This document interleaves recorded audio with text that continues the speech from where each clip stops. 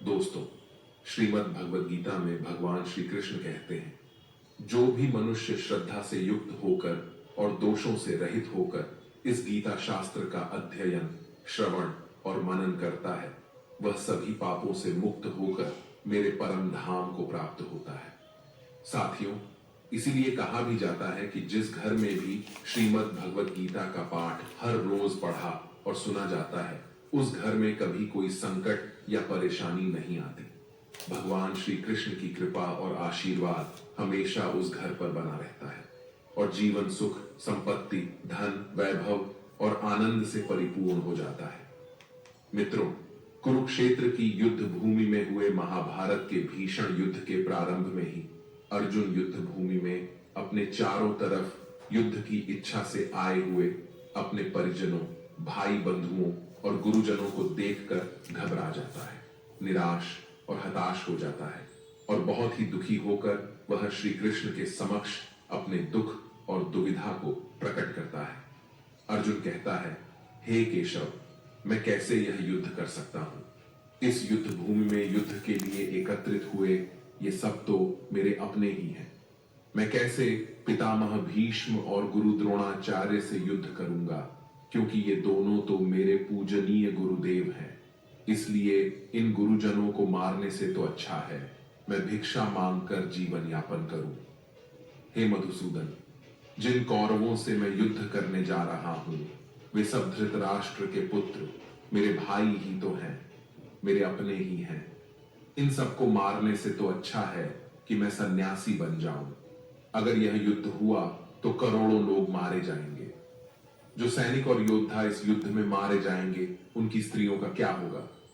नहीं कृष्ण, मैं यह युद्ध नहीं कर सकता। अपने ही कुल का विनाश करके मैं कैसे सुखी हो सकता हूं? हे कृष्ण, मुझे कुछ समझ नहीं आ रहा है। मेरी बुद्धि भ्रमित हो रही है, मेरा सर फटा जा रहा है, मेरे पैर कांप रहे हैं, मेरी त्वचा जल रही है, मेरा गांडीव धनुष मेरे इन हाथों से छूट रहा है। हे कृष्ण, मेरा मार्गदर्शन करो, मुझे ज्ञान दो, मुझे बताओ कि मैं क्या करूं।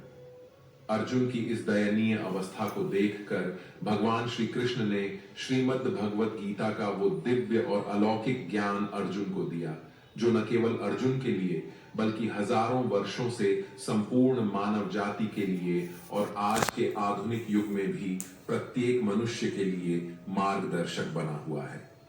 श्रीमद् भगवद गीता एकमात्र ऐसा ग्रंथ है जो मनुष्य को जीने का सही तरीका बताती है।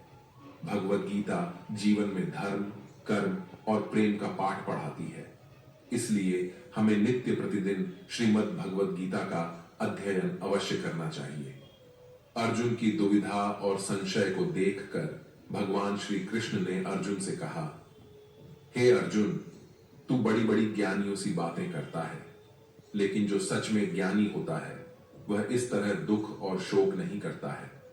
तेरे हाथ में कुछ है ही नहीं, तू चाहकर भी कुछ नियंत्रित नहीं कर सकता। जीवन और मरण तो प्रकृति की नियति है। ये सब लोग वास्तव में मेरे ही द्वारा मारे जाएंगे। तू तो सिर्फ एक निमित्त मात्र है। इसीलिए जो ज्ञानी होता है वह किसी के मरने पर रोता नहीं है। ज्ञानी जन न ही बीते हुए कल का शोक करते हैं और न ही आने वाले कल की चिंता करते हैं। इसीलिए जो होने वाला है वह होकर ही रहता है और जो नहीं होने वाला वह कभी नहीं होगा।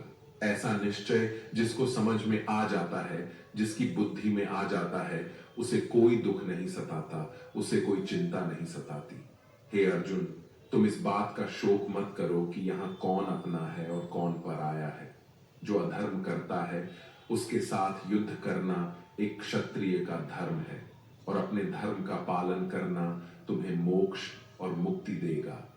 तुम अपने इस मन से मोह को त्याग दो, नहीं तो सारा जग तुम्हारी निंदा ही करेगा। आज अगर तुम युद्ध नहीं करोगे तो सारा संसार तुम्हें नपुंसक और डरपोक कहेगा।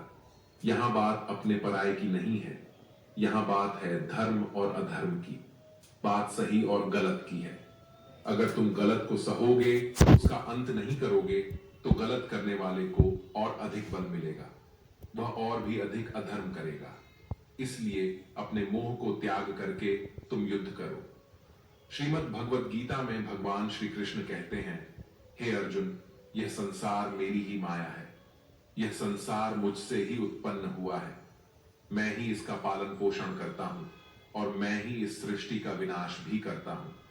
मैं भूत, वर्तमान और भविष्य के सभी प्राणियों को जानता हूं, लेकिन वास्तविकता में मुझे कोई नहीं जानता। श्री कृष्ण कहते हैं, जिस तरह प्रकाश की ज्योति अंधेरे में चमकती है, ठीक उसी प्रकार सत्य भी चमकता है। इसलिए मनुष्य को हमेशा सत्य की राह पर ही चलना चाहिए। मृत्यु एक अटल सत्य है, जिसे कभी बदला नहीं जा सकता है। इस संसार का जब से निर्माण हुआ है, तब से जन्म मृत्यु का चक्र चलता आ रहा है। जिस प्रकार मनुष्य अपने पुराने वस्त्रों को त्याग कर नए वस्त्र धारण करता है, ठीक उसी प्रकार आत्मा पुराने व्यर्थ शरीर को त्याग कर नए शरीर को धारण करती है। यही प्रकृति का नियम है। इस सत्य को स्वीकार